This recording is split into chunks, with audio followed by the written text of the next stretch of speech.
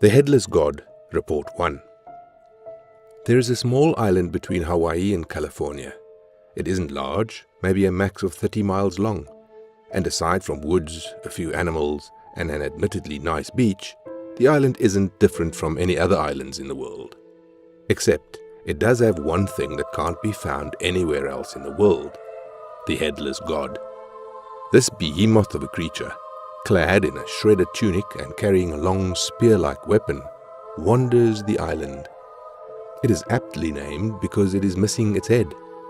At the place where the neck ends seems to be a jagged slice where something was brutally chopped off.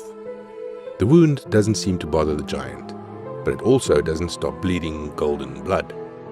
The Headless God doesn't change its routine much.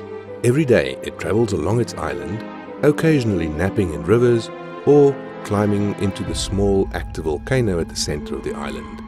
It seems to act pretty randomly, except for two things.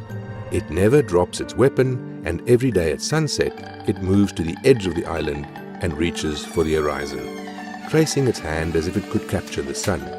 After the sun falls, it'll retreat deeper into the island and find place to rest, until the next day. The Headless God was discovered when an SOS signal was intercepted by agency devices.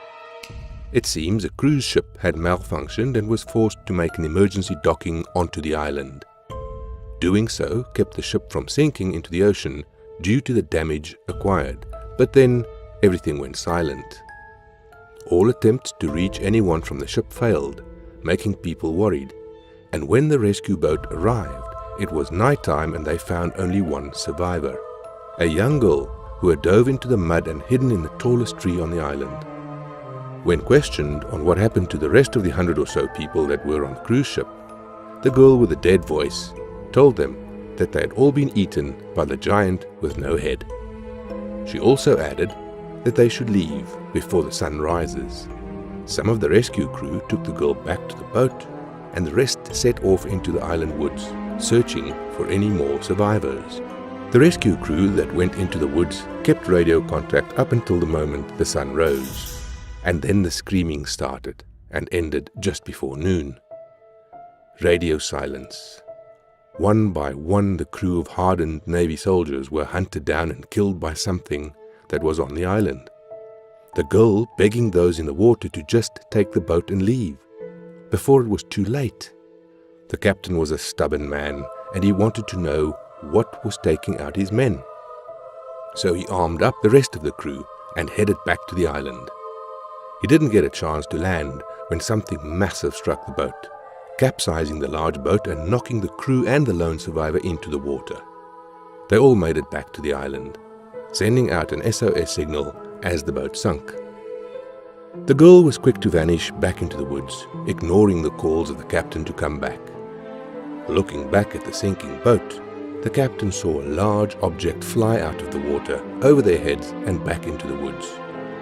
That was when the loud noises started shaking the sand beneath their feet. The captain and his surviving men saw the trees in the distance part, and when it emerged onto the beach, the screaming and gunshots started anew. It took 2 days for another rescue crew to come to the island, following the SOS the captain had sent out. When they got there, they found a girl covered in mud waiting for them next to a crying, legless captain. It looked as if something had tore its legs off at an angle, and the captain had burned the remaining stumps to keep them from bleeding out. The second rescue crew questioned the half-delirious man. What happened? Where were the others? But the captain screamed to get them off the island as soon as possible, before the sun comes up. It was 10 minutes before dawn would break, and somehow the captain convinced the leader of the rescue crew to take them back to the naval base first and then come back for the others. The injuries on the captain were serious enough that he needed immediate care, so as the sun rose, the second rescue crew left. One of the sailors looked back and saw something massive emerge from the woods, holding a bloodied spear. He motioned to his crewmates back at the island, but the girl grabbed his hand and shook her head. "We'll all die if you gain his attention." Her voice was so dead and serious that the man gulped and swallowed the words that he was going to say. It was a good thing he did, as something massive landed in the water next to the dinghy they were taking back to the main ship.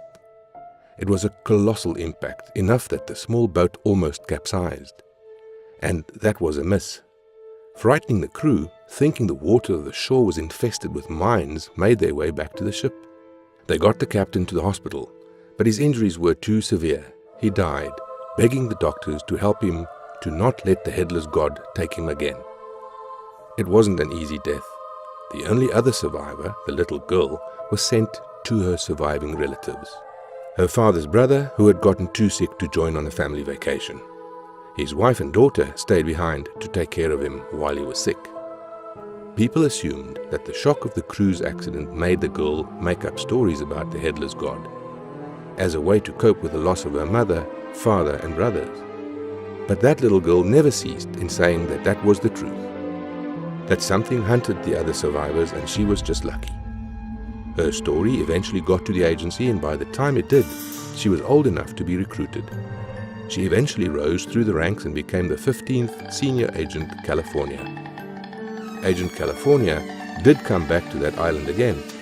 Please head to Report 2 on the Headless God to learn more about that encounter.